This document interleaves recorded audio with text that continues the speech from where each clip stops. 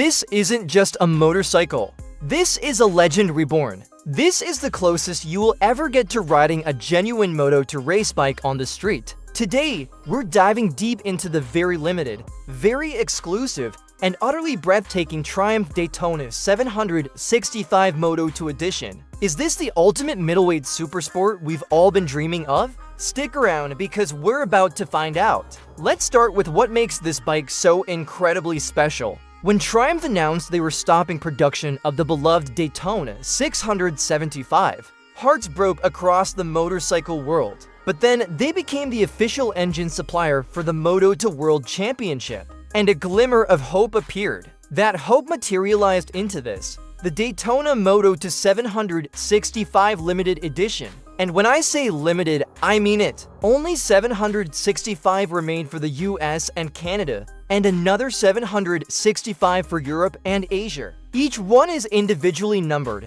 making it an instant collector's item. The heart of this beast is, of course, that glorious 765cc triple engine. Derived directly from the Moto2 race program, it pumps out a claimed 128 horsepower and 59 foot-pounds of torque. Now, those numbers might not sound earth-shattering in a world of 200 horsepower superbikes, but on a bike this light and this agile, it's a recipe for pure, unadulterated joy. The power delivery is just phenomenal. It's got that strong low-end and mid-range punch that triples are famous for. But unlike the street triple it's based on, this engine just keeps pulling and pulling, screaming its way to a redline of over 13,000 RPM. The sound from the standard fit Aero titanium exhaust is pure moto to symphony or raspy, intoxicating howl that sends shivers down your spine. It's not just noise, it's a statement. But a great engine is nothing without a chassis to match. And this is where the Daytona truly shines.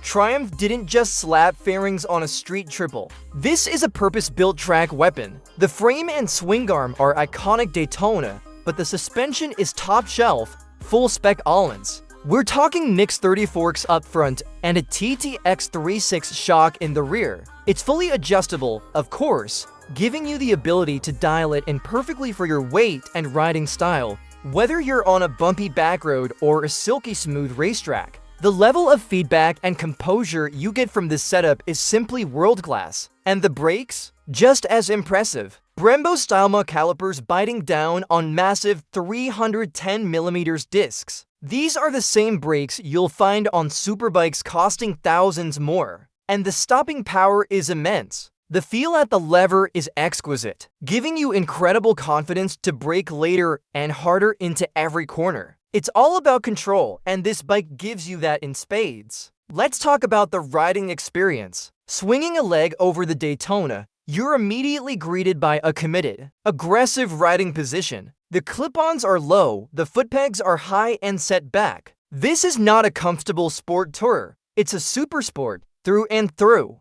It demands your focus, and it puts you in the perfect position to attack the corners. The seat height is a bit tall at 32.3 inches, so shorter riders might be on their toes, but once you're moving, it all makes sense. The bike feels incredibly narrow and compact between your legs. It feels like an extension of your own body. Turn the key and the beautiful full-color TFT display comes to life. It's the same you need from the Street Triple RS, and it's brilliant. It's easy to read, highly configurable, and gives you access to all the bike's electronic rider aids. You get 5 riding modes: rain, road, sport, a configurable rider mode, and of course, a dedicated track mode. These modes adjust the throttle response, traction control, and ABS settings. And yes, it has a full up and down quick shifter that is just sublime. The shifts are lightning fast and buttery smooth. Whether you're clicking up through the gears on a straight or banging downshifts into a hairpin, it adds so much to the riding experience,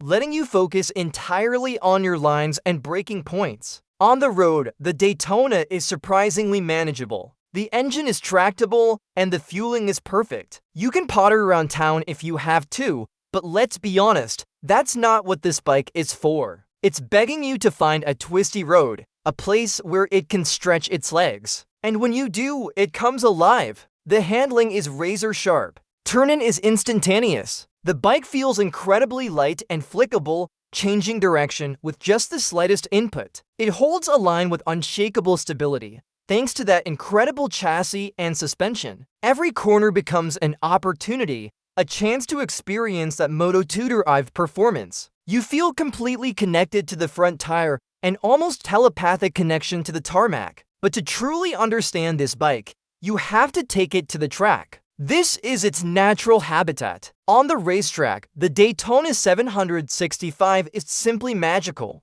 All the elements that make it great on the street are amplified tenfold. The aggressive ergonomics suddenly feel perfect. The engine's top-end rush is addictive. The stability under braking and the precision on corner entry are mind-blowing. You can carry so much corner speed, and the bike just begs for more. The traction control in track mode allows for a bit of slide, making you feel like a hero as you power out of corners. It flatters your riding, inspires confidence, and pushes you to be a better, faster rider. It's not intimidating like a 1000cc superbike can be. It's usable, exploitable performance. It's the kind of bike that will have you grinning from ear to ear inside your helmet, lap after lap. And you can't talk about this bike without mentioning its looks. It's stunning. The carbon fiber bodywork isn't just for show, it helps keep the weight down and it looks absolutely incredible. The silver and red paint scheme with the Union Jack is a nod to its British racing heritage. The single-sided swing arm, the sharp tail unit, the aggressive front end, every single detail has been meticulously crafted. It's a bike that looks as fast as it feels, and it draws a crowd wherever it goes. People know they're looking at something special. So, what are the downsides? Well, it's not a comfortable bike for long distances. The riding position will take its toll on your wrists and back after a couple of hours. Pillion accommodations are minimal at best. And then there's the price and availability. Being a limited edition, they were expensive when new, and they're holding their value extremely well on the used market, if you can even find one. This is not a budget-friendly track toy. It's a premium, exclusive machine for the discerning rider. So who is this bike for? It's for the rider who appreciates the fine art of cornering. It's for the track day enthusiast who wants a bike that is both incredibly capable and incredibly rewarding. It's for the collector who wants to own a piece of motorcycling history. It's for someone who understands that you don't need 200 horsepower to have the ride of your life. In conclusion, the Triumph Daytona 765 Moto2 edition is more than just the sum of its parts. It's an emotional, visceral experience. It's a celebration of engineering, a tribute to racing, and one of the finest handling motorcycles ever created.